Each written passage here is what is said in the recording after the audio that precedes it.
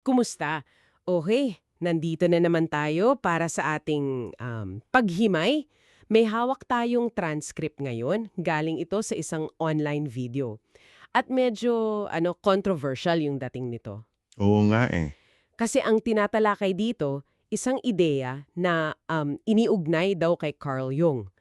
Tungkol daw ito sa isang napakalakas na instinct ng kababaihan. Sinasabi na kaya daw nitong makaimpluwensya ng sobra sa mga desisyon at kilos nila. Grabe yung premise, no? Oo.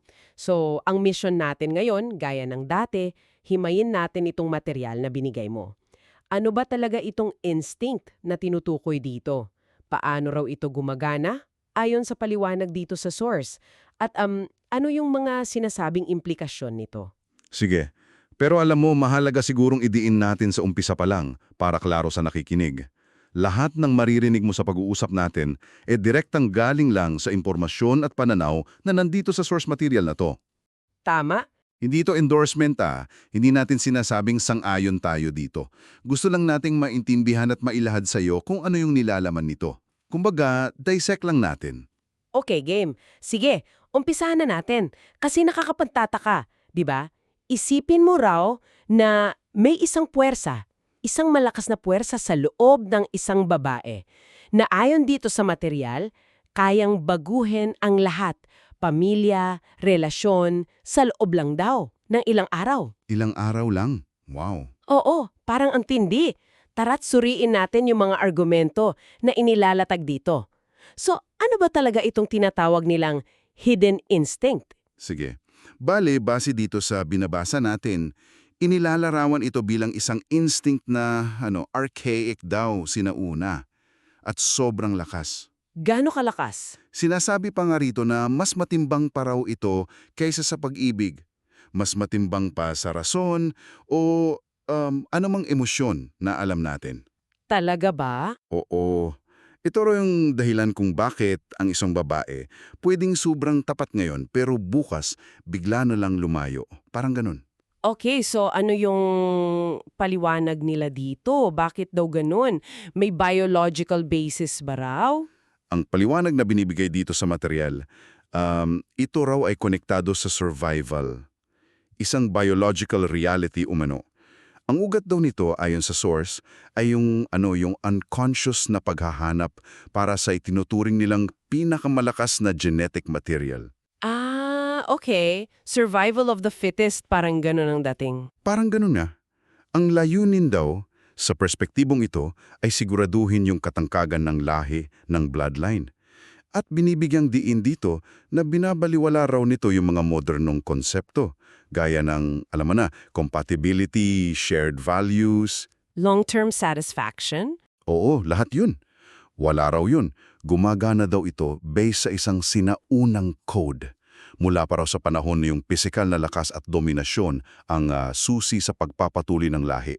Napaka-primal talaga ng ideyang pinipinta nito. Kung ganun pala, hindi ito laging aktibo. Paano raw ito lumalabas? Nag-activate ba ito? May mga specific na pagkakataon ba? Ayon dito sa pagkakalahat sa source, hindi na raw ito palaging naka-on. Parang switch daw. Switch! Oo, na nag-activate lang sa mga tiyak na panahon. Tinatawag nila ditong key seasons. Pwedeng may kinalaman daw sa biological cycles o di kaya sa mga malalaking pagbabago o krisis sa buhay. Yung mga major life transitions, kumbaga. Okay. Gets. At ang paraan daw ng paggana nito, ayon pa rin dito, ay sa ilalim ng ating kamalayan, sa subconscious. Kaya hindi raw talaga napapansin habang nangyayari. Parang out of nowhere lang. At dito yata nagiging mas komplikado. Kasi sinasabihin dito na kaya nitong daigin maging ang pag-ibig. Paanong nangyayari yun? Ano yung paliwanag ng source doon? Dito pumapasok yung isa sa mga pinaka-controversial na claim nitong material. Ang pag-ibig daw kasi, ayon sa pagka-describe dito, nasa conscious mind. Conscious mind. Oo. Dahan-dahan daw itong nabubuo. Pinapatibay ng shared experiences, tiwala, commitment. Parang baging daw na dahan-dahang pumupulupot. Okay, makes sense. Samantala, itong instinct daw, hindi raw lumalago. bigla lang daw sumusulpot mula sa ilalim. Ang ginamit na term dito, strikes from below. Wow! Hindi raw nito binubura yung pag-ibig, pero overpowers daw, dinadaig nito. At dito raw nagsisimula yung matinding panloob na labanan, yung inner struggle sa babae, na nagreresulta daw sa pagkalito at matinding pagkakasala. Grabe, so hindi lang ito usapin ng feelings o emosyon. May binabanggit din kasi tungkol sa biochemistry. Parang may chemical reaction daw sa utak. Oo, malaking bahagi ng paliwanag dito sa source actually nakasentro sa brain chemistry. Kapag na-trigger daw itong instinct na to, ang utak umano ay naglalabas ng isang cocktail ng mga chemicals. Cocktail? Anong mga chemicals yan? Dopamine, adrenaline, norepinephrine, inilalarawan ito bilang isang napakalakas na rush. Katulad daw ng pakiramdam ng sobrang gutom, uhaw, o anumang pangunahing pangangailangan para mabuhay. Parang survival mode. Oo, parang ganun. Ang argumento dito, parang hina-hijack daw nito ang reward system ng utak. Ito raw ang dahilan kung bakit halos imposible daw itong labanan gamit lang ang lohika o pangangatwiran. Kahit anong paliwanag, walang talab. Parang ganun daw. Lahat daw ng logical arguments, mga listahan ng pros and cons, o yung mga seryosong usapan tungkol sa future, lahat daw yun bumabagsak kapag na-activate na umano itong ancient switch. Hay! Parang nagiging chemically driven response na raw kasi. Hindi na isang rational choice ayon sa pananaw na ito. Grabe palang epekto kung gano'n ang pagkakapaliwanag. Nakakaloka. Nabanggit din sa material yung tungkol sa pagbabago sa pananaw, pati na rin sa mga alaala. Paano naman daw nangyayari yon? Lumalalim pa yata ang tama nito sa mismong perception ng babae? Tama ka dyan. Dito pumapasok yung konsepto ng emotional reframing ayon sa term na ginamit sa source. Yung dating tahanan na, alam mo yon, komportable, bigla raw nagiging parang kulungan sa pakiramdam niya. Kulungan? Oo. Yung partner na dati niyang sandalan, yung nagbibigay seguridad, bigla niyang nararamdaman na parang pabigat na lang o hadlang. Oh my! At ang mas kapansin-pansin pa, ayon sa paglalahad dito, pati mga alaala daw nagbabago.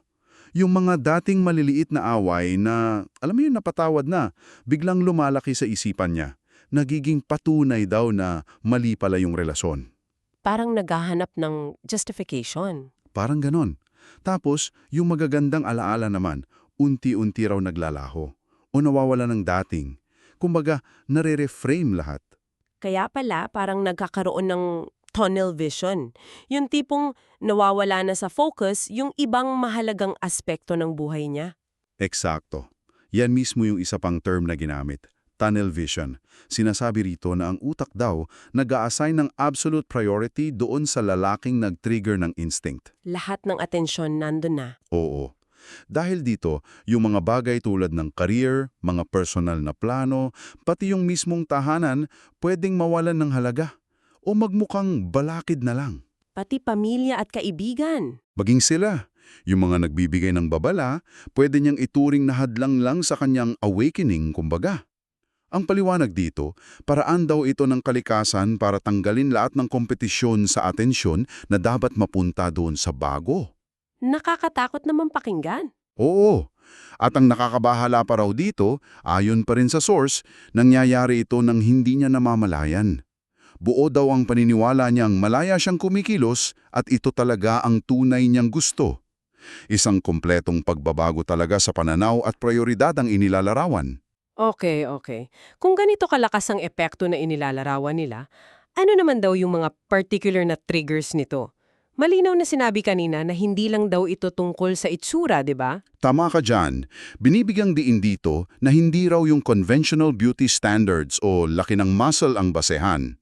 Mas tungkol daw ito sa pag-project ng tinatawag nilang primal strength, presence at security. Primal strength. Oo, mga katangian na nagsisignal umano ng kakayahang mag-survive sa sinaunang mundo. At dito, pumapasok yung isa sa mga sinasabing pinakamalakas na trigger ayon sa material na ito. Ano yon? Yung emotional unavailability. Emotional unavailability? Paano naging trigger yon? Akala ko ba rejection ang dating nun? Dito nga nagiging counterintuitive yung paliwanag ng source kasi hindi raw ito ini-interpret ng biology ng babae bilang rejection. Ano daw? Sa halip, ang pananaw na ilahad dito, ini-interpret daw ito bilang proof na mataas ang halaga ng lalaki, na marami siyang options na hindi niya kailangang humabol. Parang challenge, ganon. Parang ganon, paradoxically, ito raw ay nagpapataas ng desirability niya kumpara doon sa lalaking laging available, laging nandito, handang ibigay ang lahat. Isang ideya na sigurado akong mahirap lunukin para sa marami. Oo nga, kakaiba. At ito na siguro yung dahilan kung bakit sinasabi rin dito na kahit anong paliwanag o lohika mula sa mga nagmamalasakit parang wala lang, hindi tumatalab, may disconnect talaga. Oo, ayon sa argumento ng source, ang lohika daw kasi nagsasalita sa lengguwaheng hindi naririnig o naintindihan ng biology. Itong instinct daw kasi nag-ooperate sa parte ng utak na hindi raw naabot ng rational thought. Hindi naabot. Oo. Sa katunayan, iginigiit dito na pansamantala raw nitong pinapahina o halos pinapatay yung prefrontal cortex. Yun yung bahagi ng utak na responsable sa long-term planning, pagtimbang ng consequences at rational decision-making. Napo po. Ang paliwanag pa, ang instinct daw kasi idinasenyo para maging mabilis. Para sa survival, kung saan yung pag-aalinlangan, pwede mong ikamatay. Samantala, ang lohika, mas mabagal. Kailangan ng deliberasyon. Kaya kadalasan daw, nauuna yung instinct bago pa makahabol yung rational mind. Grabe ang mga konseptong inilalatag dito. Sobrang, parang deterministiko ng dating. Ano kaya ang layunin ng source sa paglalahad ng lahat ng ito? Parang ang bigat pakinggan at pwedeng ituring na paninisi sa biology or something. Ayon mismo sa nakasaad dito sa material, ang layunin daw ay hindi para manghusga o manisi. Ang intensyon daw ay para magbigay liwanag doon sa tinatawag nitong hidden forces. Magbigay liwanag. Oo. Para raw makita natin yung hidden machinery na nagpapatakbo sa likod ng desire at attraction. Sinasabi rito na ang pag-unawa dito ang unang hakbang para harapin ito. Hindi para sirain o kalabanan, kasi nga daw napakalakas, kundi para kilalanin ito bilang isang makapangyariang puwersa ng kalikasan na maaaring umiral. Okay. Parang awareness lang. Oo, parang pagtatangka raw itong mag-alis ng belo sa mga bagay na hindi natin laging nauunawaan sa ating mga sarili at sa ating mga relasyon. Acceptance through understanding, kumbaga. May punto yung pag-unawa bilang unang hakbang at teka, may binanggit pa sa dulo tungkol sa isang huling sikreto. Partikular daw ito para sa mga lalaki na maaaring makaranas ng ganitong sitwasyon mula sa kanilang partner. Ano raw ito? Oo, may pahabol na payo o sikreto itong source. Sinasabi rito na ang tunay na kalayaan daw, lalo na para sa lalaking apektado nitong sitwasyon, ay hindi raw matatagpuan sa pagsubok na kontrolin yung babae o sa pagpapakontrol sa kanya. Hindi doon. Saan daw?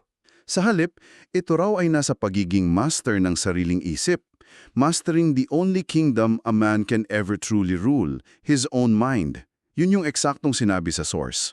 Sariling isip? Oo. Ang lalaking nakakaunawa raw sa puwersang ito, ayon sa material, ay hindi na nagiging biktima ng sitwasyon. Hindi na raw siya yung namimilit o nagmamakaawa sa gitna ng tinatawag nilang bagyo ng emosyon ng babae. So anong gagawin niya? Sa halip daw, siya mismo ang nagiging bagyo. Matatag, nakatayo sa sarili, hindi natitinag. Doon daw nagtatapos yung laro. Hindi kapag pinili siya pabalik, kundi kapag pinili niya yung kanyang sariling katatagan at pagpipigil sa sarili. Isang panawagan para sa internal strength at self-mastery talaga. Malalim. At diyan nagtatapos ang ating pagsisid dito sa mga ideyang inilahad nitong source material na sinuri natin. Itong konsepto ng isang sinauna at makapangyarihang instinct daw sa kababaihan na iniugnay ng source kay Jung na sinasabing may kakayahang baguhin ang takbo ng mga relasyon at desisyon. Oo, malinaw na ipinapakita ng material na ito ang isang pananaw na ito'y isang uri ng biological programming daw, na nangingibabaw pa raw kaysa sa lohika o pag-ibig, na lumilikha ng malalim at minsan bigla ang pagbabago sa pananaw at kilos. At muli, napakahalagang ulitin natin, lahat ng ito ay base lamang sa interpretasyon at paliwanag na nasa iisang source material na ating pinag-usapan na yon na ibinahagi mo sa amin. Tama. So, para sa iyo na nakikinig, ano kaya ang tumatak sa iyo mula sa mga argumentong inilahad dito? May nagbukas ba ito ng ibang anggulo sa pagtingin mo sa mga dynamics na marahil ay naoobserbahan mo o baka nararanasan mo? At bilang pangwakas na palaisipan para sa iyo, sinasabi ng source na ang pag-unawa daw sa mga hidden forces na ito ang susi. Okay, isang tabi muna natin kung totoo o hindi itong partikular na instinct na ito. Pero ang mas malawak na tanong siguro ay, ano ang kahalagahan ng pagiging mas mulat o aware? Aware sa iba't ibang puwersan, conscious man o subconscious, internal man o external, na patuloy na humuhubog sa ating mga pagpili, sa ating pag-uugali, at sa ating pakikipag-ugnayan sa ating napakakumplikadong mundo ngayon. Ano sa tingin mo? Magandang tanong yan para pag-isipan. Maraming salamat sa iyong oras at sa pagsama sa amin sa paghimay ng material na ito. Hanggang sa susunod nating paglalakbay sa kaalaman.